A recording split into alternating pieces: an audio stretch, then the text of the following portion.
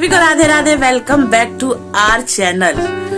तो गाइज सुबह हो गई है, पाठ पूजा हो गई है। अब मैं आपसे मिलवाती हूँ एक मेहनती लड़की से, एक मेहनती बच्ची से जो पढ़ाई में इतनी बिजी हो रही है कि आपसे मिलने का टाइम ही नहीं है। तो मैं मिलवाती हूँ उससे। ये राधे राधे राधे राधे। तो कुछ बोलो कि आप इतनी देर में उठे हो, पढ़ाई के लिए छुट्टियां दे रखी है, पेपर आने वाले हैं। कौन सी डेट से पेपर है? 15 तारीख। शाबाश। तो गाइस ये पता है कितने बजे उठी है? 11:30 बजे। मुझे नींद थी, पढ़ाई की बच्ची है ये। और देखो इसको जल्दी उठना चाहिए याद करने के लिए, बट कोई बात नहीं, देर में तो उठती है लेकिन सारा दिन लगी रहती है। आज मैं सारा दिन इसको फॉलो करूंगी और आप भी इसको फॉलो करना कि ये पढ़ती है कि नहीं पढ़ती। ठीक है, आज का हमारा ये टास्क है। ठीक है गाइस, कि बच्चों को देखना है कि पढ़ रहे हैं कि नहीं पढ़ रहे हैं, और इनका टेस्ट भी लेंगे। ठीक है गाइस, तो फिर मिलते। इसने चाय वगैरह पी ली है, इसने मेरे लिए भी चाय बनाई है। तो मम्मी मैंने तुम्हारे लिए थोड़ी सी चाय दिखाई, ठंडी कर दी है इन्होंने चाय, ठंडी। तो मैं अब चाय पी रही हूँ। देखो गाइस, आप भी पी लो गाइस चाय। तो थोड़ी देर बाद मिलते हैं। तो गाइस सभी को हैप्पी रोज डे। मम्मी रोज तो ये है, वो नहीं है। तो सभी को हैप्पी रोज डे। शादी के बाद गाइस ये गोभी का फूल ही रोज डे होता है, और तो कुछ नहीं होता गाइस।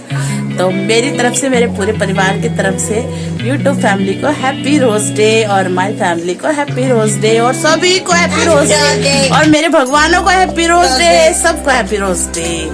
तो अभी थोड़ी देर बाद मिलती हूँ क्योंकि मैंने मशीन लगा रखी है। और ये स्कूल से आया शैतान, ये कह रहा है मुझे मम्मी ये रोज मिला है, मगर ये मेरे को भगवान ने दिया था रोज सुबह।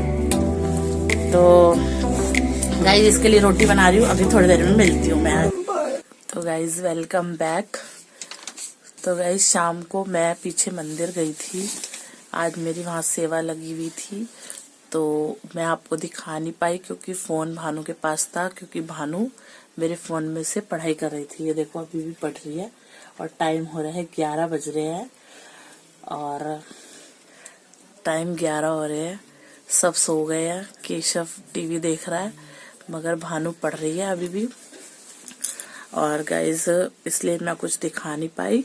और गाइज आज एक बात हुई शाम को कि एक आंटी आई थी हमारे घर कि बिटिया कोई बैठने के लिए कुछ कुर्सी वगैरह है? तो मैंने कहा आंटी आप अंदर आ जाओ।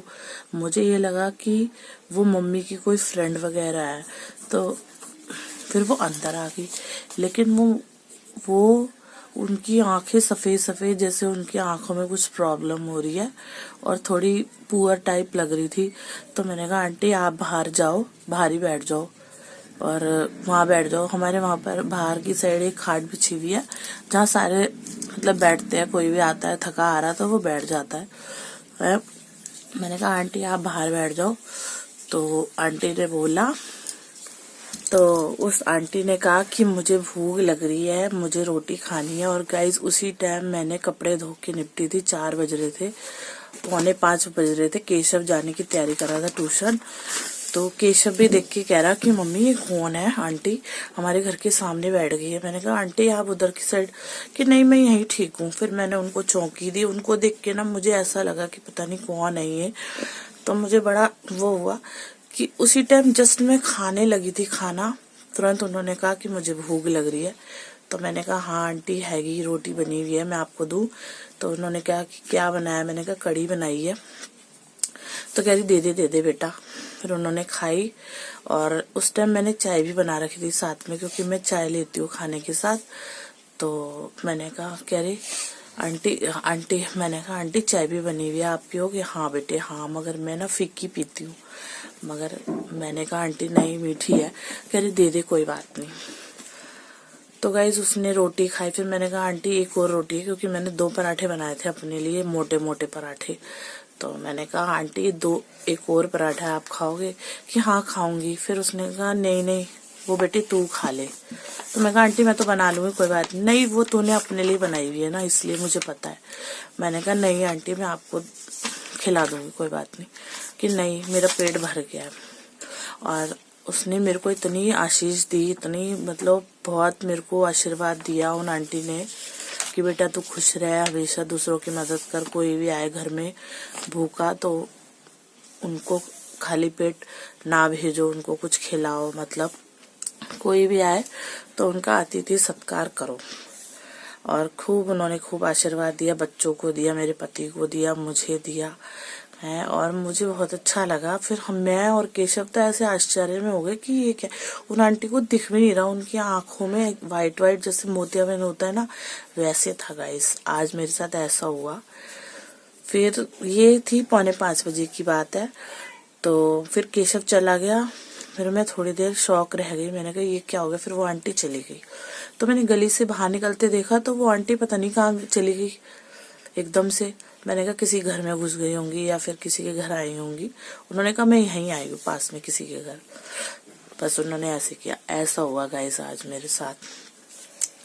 तो फौरन मेरे मन में ये ख्याल आया कि पता नहीं किस रूप में नारायण मिल जाएंगे। तो यही भजन मेरे दिमाग में आता रहा, और बड़ा मैंने भानु को भी बताया। भानु ने कहा है मम्मी किसी को भी अंदर अंदर मत बुलाओ ऐसे।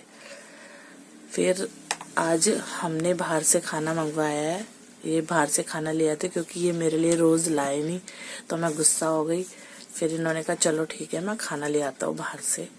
तो बस गाइस अब मैं यहीं पे एंड करूँगी। कान्हा जी को आज मैंने पराठा और चीनी का भोग लगाया है, उनका भी पर्दा लग चुका है, ये देखो। तो मैं एंड करूँगी, फिर मिलते हैं अगले व्लॉग के साथ।